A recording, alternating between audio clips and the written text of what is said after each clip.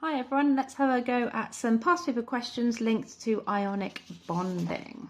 Okay, so lithium fluoride is an ionic compound, so I'm going to highlight that because it reminds me I'm talking about ions.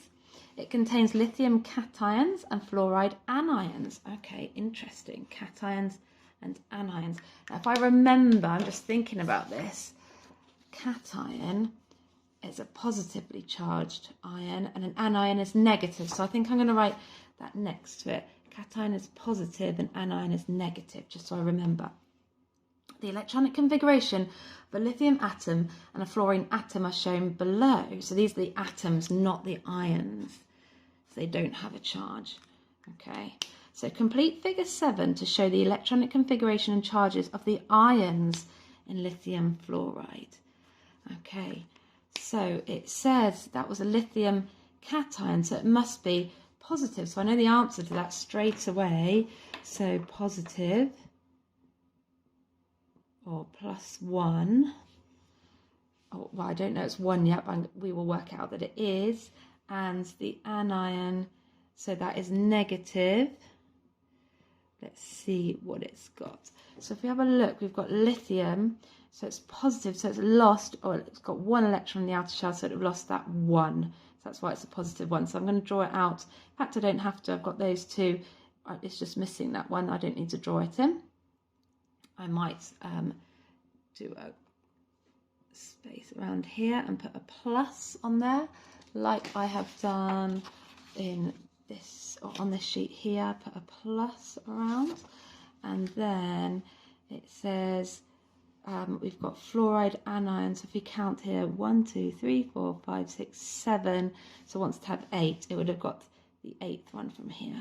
So I'm going to add these in. So 1, I'm going to try and put it in the same place. 2, 3, 4, 5, 6, 7. And I'm going to add an extra one, a dot like that, to show that it's got the extra electron. So it's going to be -1. It's got an extra 1. Also going to put a negative around there. There we go. Brilliant. Next question. 2 compounds of barium are barium sulfide and barium chloride. So this wasn't strictly speaking in our ionic bonding revision sheet, but let's have a go anyway. Give the names of the elements contained in barium sulfide. So if you have the suffix "ide", that means you've just got the atom of the element named before, so sulfur. So it's sulfur. If you had ATE, it would contain the sulfur and oxygen. But it hasn't got that, so we'll just cross that out. So barium sulfide would have barium and sulfur. There you go. So ionic compounds contain ions. The numbers of electrons, neutrons and protons in 4 particles are shown in figure 5. Explain which particle is a negative ion. Okay, so atoms have the same number of protons as electrons. If we go back to one of our original sheets, let me just find it here. So we've got this. The number of protons is equal to the number of electrons. Okay, so the number of protons are equal to the number of electrons, so they have no overall charge. So if it says a negative ion, that would have a charge. So anything that's got the same number of electrons and proteins will not have a charge. So it cannot be W because those 2 numbers are the same. Let's have a look. It can't be Y because those 2 numbers are the same. So this one has got 2 less electrons. So 2 less electrons than protons, and that one's got 2 more electrons. And we know electrons are negative, so if it has 2 more, it would have 2 extra negatives. So it has a -2 charge. If it has 2 less, it'll become positive, so +2. So it must be Z, because it has 2 more electrons than protons in the atom. Okay, there we go.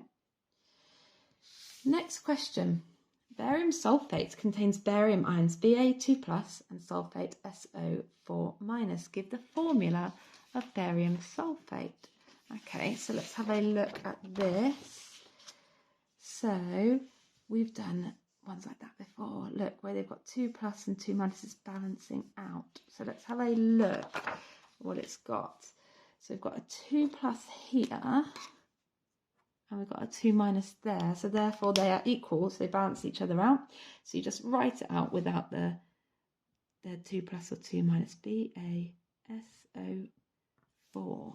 Actually, if you look back before, I said that elements with ATE contain oxygen. So you can see this sulfate contains oxygen, ATE. So there you go, that's shown you there. Give the meaning of the term ion. Okay, so here we go. It's a charged atom that's lost or gained an electron. So it's a charged atom. I'm going to say lost or gained an electron. Okay, gone off the line there a bit, I'm afraid, sorry. So magnesium oxide is an ionic compound. So let's highlight that, ionic compound. The electronic configuration of magnesium is 282. Okay. Electronic configuration of oxygen is 26. Describe in terms of electrons, so we need to be focusing on electrons, how a magnesium atom and an oxygen atom form ions in magnesium oxide. So let's focus on one at a time. Let's look at magnesium. So magnesium, it says here's 282. So it must be in group 2. We said that before. So the number of electrons in the outer shell says that group number. Then if we look here, group 2, they can lose 2 electrons and become positive. So I'm going to write magnesium loses 2 electrons. Okay, so it loses 2 electrons, and then we've got oxygen is 2,6, so it's in group 6. So here we go, group 6, 2 gained electrons. So gains 2 electrons. So it says, describe in terms of electrons how a magnesium atom and an oxygen atom form ions. So this is the ions, so it's forming the ions in magnesium oxide. So that's how they're forming their ions. It's losing electrons, it's gaining electrons, but how does it work in magnesium oxide? Well, it must be that magnesium loses 2 electrons and it gives them to oxygen. So electrons times 2 are transferred from magnesium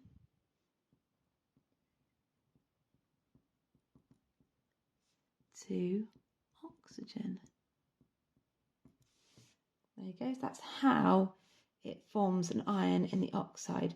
So magnesium loses 2, oxygen gains 2. So the electrons are transferred from magnesium to oxygen. That's our 3 marks. In fact, you get 1 mark for saying transfer of electrons, another mark for the direction, but going from magnesium to oxygen, and the 3rd mark for how many. So 2, we've got that there.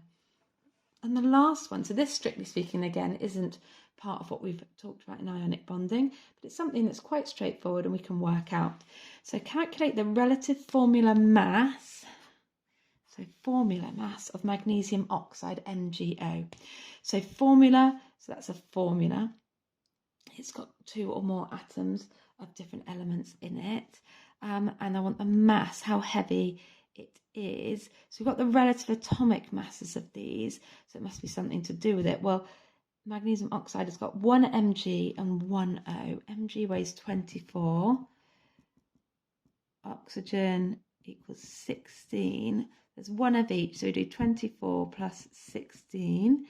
which is, so 6 add 4 is 10, 2 add 1 is 3, add 1, so 40. So the answer is 40. So I'm just adding those numbers together. There you go. Thank you.